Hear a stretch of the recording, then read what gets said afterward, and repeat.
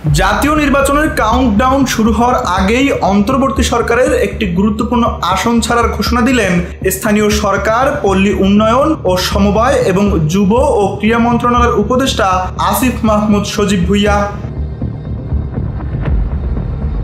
মঙ্গলবার ঠিকানা টিভির একটি টক শোতে একক অতিথি হিসেবে অংশ নিয়ে তিনি জানান, তার মতে নির্বাচনকালে সরকারে রাজনীতিবিদদের থাকা উচিত নয়, তাই তফসিল ঘোষণার আগেই তিনি দায়িত্ব ছাড়বেন।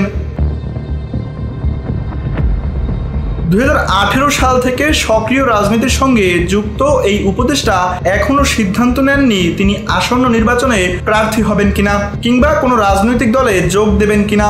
আলোচনায় তিনি তুলে ধরেন অন্তর্বর্তী সরকারের 1 বছরের অভিজ্ঞতা, সেনাবাহিনীর ভূমিকা, জুলাই আন্দোলনের মিত্রদের বিভাজন, মুরাদনগরের সাম্প্রতিক ঘটনা এবং নিজের রাজনৈতিক পরিকল্পনা।